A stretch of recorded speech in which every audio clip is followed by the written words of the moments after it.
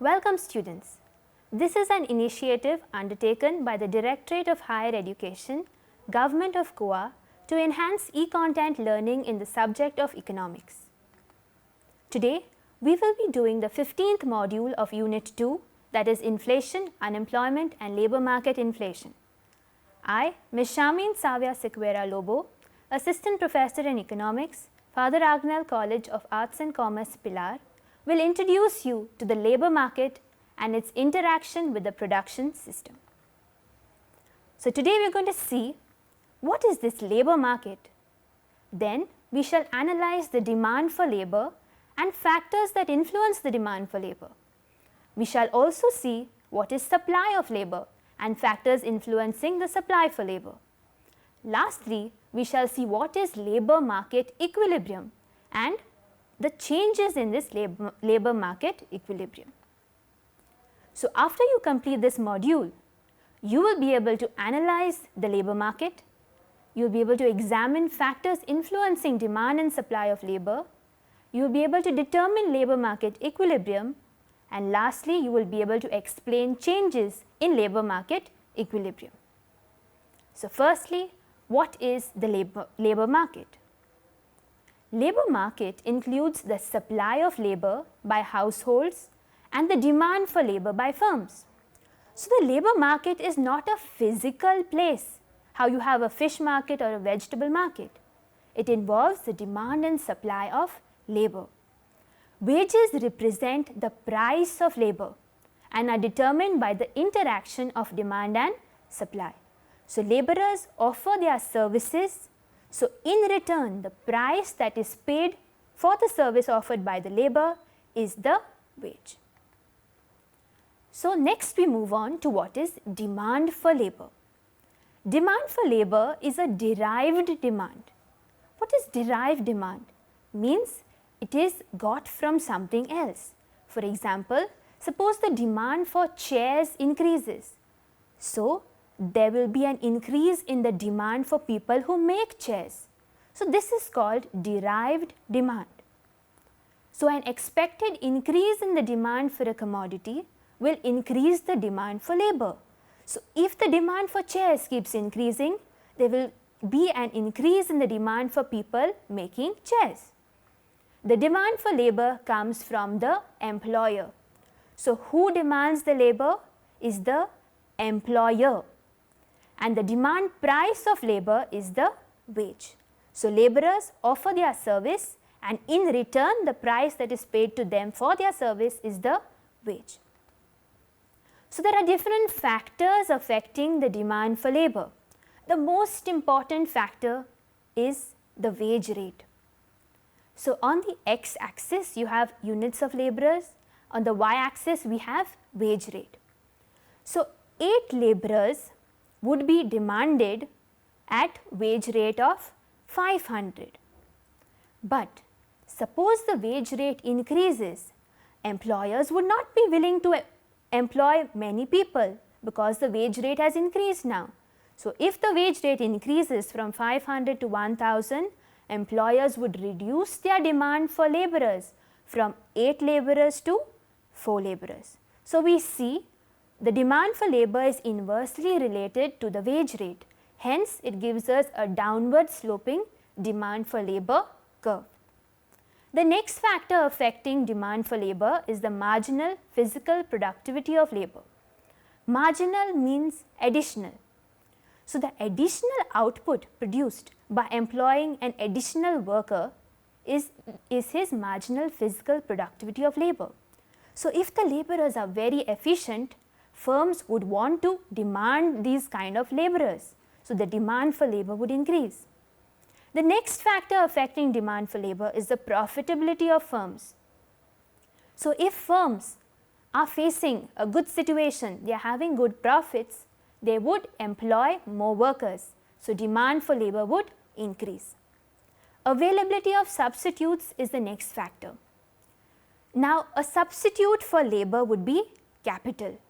So the same work that labour can do, the same work capital may also be able to do.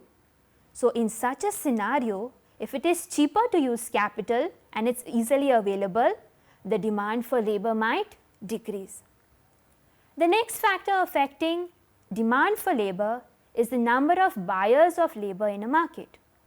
So, if there are only a few employers who become the buyers of labor, if there are only a few of them, they may be able to influence the wage rate. They might come together and decide to keep the wage rate very low, or they might decide to reduce the number of laborers. In such a situation, it also impacts the demand for labor. The next factor influencing the demand for labor is the demand for output. As we know, demand for labor is a derived demand. So, higher the demand for output, higher will be the demand for laborers making that output. And the last factor is the level of technology. So, if the level of technology is good, that is, the capital will be in a better state to perform the particular task, then the demand for labor might come down. After demand for labor, we look at the supply of labor. So, supply of labor comprises of workers who would offer themselves for employment at various wage rates. We know that there is a lot of heterogeneity in the labor market, and this results in many problems. So, workers have different skills, different qualifications, different preferences. This results in many problems in the labor market to choose the right people. Next, there is a degree of substitutability. So, employers might prefer to employ people with low skills rather than employing a high skilled worker and paying him a higher wage. So, if the employer employs a low skilled worker, he could give him a little bit of training and he might become on par with the high skilled worker. So, there is a degree of substitutability. And lastly, supply of labor deals with labor market decisions of individuals. How many hours should a person supply his labor? What will be the labor leisure trade-off? So, these are decisions that cover the supply of labor. So, as there were factors influencing the demand for labor, there are also factors influencing the supply of labor. And the most important factor once again is the wage rate. So, the x-axis measures the units of labor, the y-axis shows us the wage rate. So, when the wage is 500 rupees, 4 workers would be willing to supply their labor. If wage rate increases to 1000 rupees, more people would be attracted to supply their labor. Now, 8 people are willing to supply their labor. Hence, the supply of labor curve is an upward sloping curve indicating a positive relation between the wage rate and the units of labor. The next factor affecting the supply of labor is migration.